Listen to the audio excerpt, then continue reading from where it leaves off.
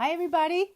Welcome back to day 2 of a live reading of Desert Falcon, a Legend. I'm Leslie Goodyear, and I am going to read as the author. Desert Falcon, a Legend by Leslie Goodyear and Fergus Bealey. Chapter 3. In the fuchsia and gold of dawn, father and son worked in perfect rhythm, rolling up their black goat-hair tent and tucking in among their belongings, packed carefully with balance on their beloved Al-Rabea. She had walked patiently beside his father all of Rashid's life. Today she was restless, unusual for her. To her mild protest, they carefully laid a few ornate woven trappings over her saddle, a finishing gesture that was a sign of their regard for her.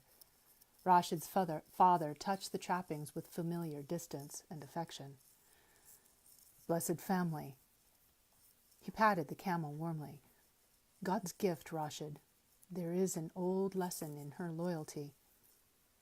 With effort, they coaxed her to walk a few strides from the tree, and a movement in the desert caught Rashid's attention. He stopped, and his father joined him in scanning the distance.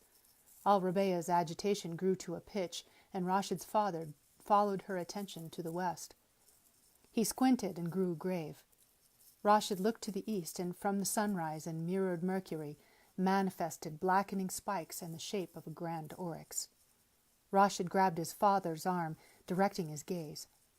As they looked, the animal separated from the sunrise, creating his own light as the color shifted, transmuting to that of a new pearl.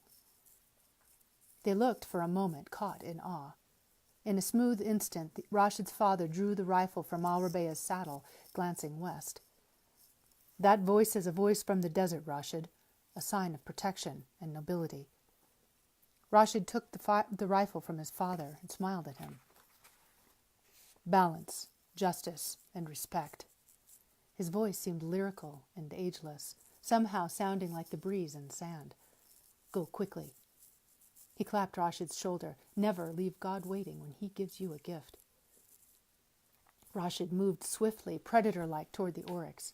He was nearly fluid as he moved below the crests of the dunes, stalking his prey. It seemed, for once, he was getting it right. Thinking of his father's pride, he tilted his rifle over the apex of a dune, using it as a rest as he breathed and sighted. The rifle shook, and he whispered, I'm balanced. I'm just. I'm balanced. The magnificent white oryx raised his head slowly and stared unblinkingly at Rashid, holding him there, cast solidly in time. They both breathed. Their eyes were the same. Rashid saw kings and his ancestors there. He saw his childhood in the desert. He saw his mother. In slow motion, the liquid disappeared behind black lashes. The oryx blinked. A shot echoed from the distance.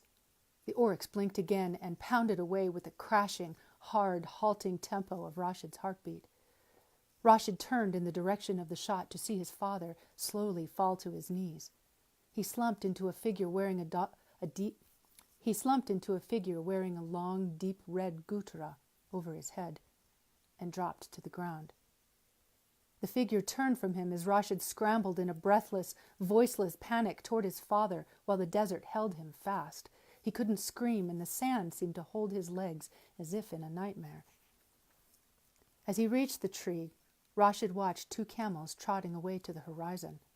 The aching groans and bleats of Al-Rabea's protest disappeared with them as the man in red rode the other without looking back. Stay with me. Do not chase them. Through Rashid's breathless fury, scrambling to chase them, the clear, solid voice of his father cut into his awareness. He spoke with the last of his strength. Rashid looked down at his father and dropped to him in confusion. His father mustered the strength to touch his son's handsome, anguished face, and then touched his wound with the gravity of realization. Listen to me, my son, he whispered. As you love me, I forbid you to avenge this. Swear it to me. How can I not? Rashid protested. His father, nearly gone, stopped him. Rashid, a life spent in revenge, my dear son, is a life wasted. I should have taught you. I didn't have time. The desert, she protects you. You must hear it. As his eyes began their departure, the silhouette of a falcon passed through the morning sky behind his son's stricken face. His eyes widened in realization, and he forced himself back to his son with a new firmness as he gathered wisdom from death. Fahad, my brother is Fahad. He doesn't know, but he knows your story. Balance. Just remember. His hand on Rashid's cheek went slack, and Rashid felt his father's life leave him. Rashid shook his head in disbelief and shock. He raised his face to the sky, confused, denying, weeping, and praying in savage, inconsolable anguish, utterly alone and growing smaller in face of the vast giants around him. Had his eyes been open, he might have seen the falcon passing high overhead. Chapter 4.